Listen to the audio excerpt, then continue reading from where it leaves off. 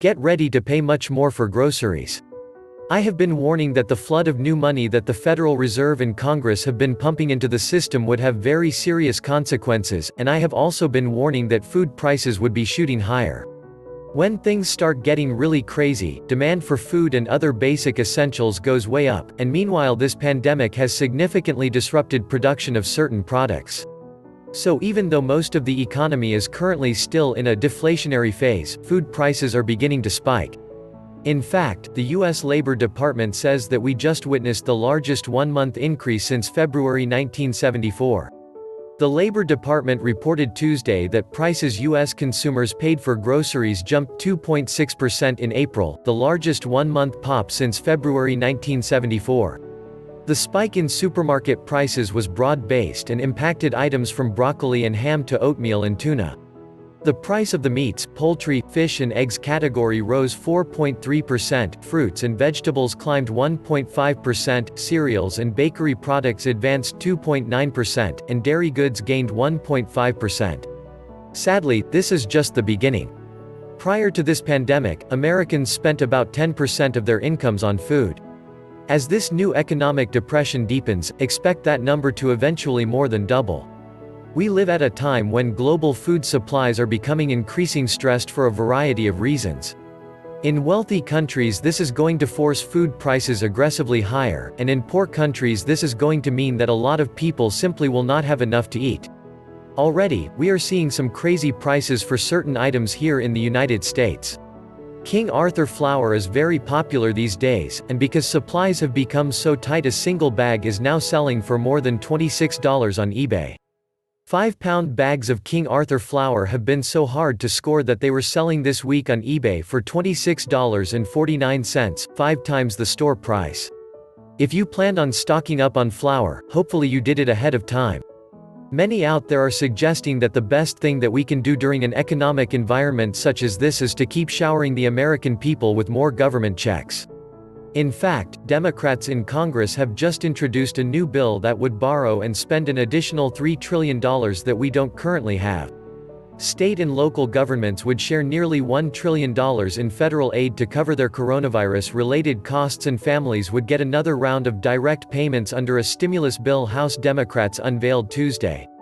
The more than $3 trillion Health and Economic Recovery Omnibus Emergency Solutions Act, or HEROES Act, also would expand unemployment assistance, boost food stamps, increase emergency grants to small businesses trying to weather the COVID-19 pandemic that has slammed the economy and upended daily life in the U.S. Without a doubt, millions upon millions of Americans are deeply hurting right now. Just about everyone has been thrilled to receive the first round of stimulus checks, and certainly very few people would complain if another round was sent out. But if sending everyone $1,000 is good, wouldn't sending everyone $1 million be even better? Needless to say, throwing giant piles of money around recklessly is not a good idea, because it destroys the value of our currency. Venezuela tried that, and at this point almost everyone in the country is a millionaire. What if I told you that in the socialist paradise of Venezuela, everyone's a millionaire? The Bolivarian Revolution has raised the minimum wage over 50 times throughout the past 20 years. As of May 2020, it's been set at 400,000 bolivars, plus a 400,000 socialist food ticket bonus, bringing it to an astounding total of 800,000 bolivars per month. But even though there are so many millionaires running around, almost everyone in Venezuela is living in deep poverty because the money has become virtually worthless. Do we really want to become just like Venezuela? Because that is the path that we are currently on. Every time a new dollar is created, every existing dollar that you currently hold declines in value. And every time a new dollar is created, the value of your paycheck goes down if your employer doesn't give you a raise to match the increase in the money supply. But the mainstream media continues to be enamored by the Federal Reserve's ability to solve our problems by creating trillions of dollars out of thin air. Just consider the following quote from a recent USA Today article. "It works like magic. With a few strokes on a computer, the Federal Reserve can create dollars out of nothing, virtually printing money and injecting it into the commercial banking system, much like an electronic deposit. By the end of the year, the Fed is projected to have purchased $3.5 trillion in government securities with these newly created dollars, one of many tools it is using to help prop up the ailing economy during the COVID-19 pandemic, according to Oxford Economics. It works like magic? You can probably imagine how I responded when I first read that. They make it sound like some sort of Disney production, but in reality what the Federal Reserve is doing is slowly but surely turning us into the Weimar Republic. Unfortunately, the mainstream media will continue to cheer the Fed on as they steadily kill the US dollar, but none of us will be cheering when a loaf of bread costs $5 and a gallon of milk costs $10. A torrent of newly created money is not going to fix our economy.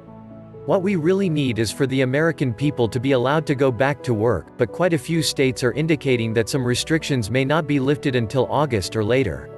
And even if all of the restrictions were lifted immediately, fear of COVID-19 is going to keep many Americans from resuming normal activities for the foreseeable future. Most Americans say they would be uncomfortable returning to their regular routines today, even as they are increasingly leaving their homes to visit others, according to a new CNN poll conducted by SSRS. The 58% who say they are not comfortable returning to their routines today is similar to the 60% who said last month that they would be uncomfortable doing so if guidelines on social distancing expired on April 30th. On the other side, 41% say they would be comfortable resuming their regular routines now. What all of this means is that we are going to be dealing with an economic depression for a long time to come, and every new crisis that erupts during this period of time is just going to intensify our problems. For a long time, I warned that an economic collapse was coming, but I don't have to do that anymore because the economic collapse is here. Now the value of our currency is being absolutely destroyed by our authorities as they respond to this economic collapse, and that is going to have very serious implications for our future.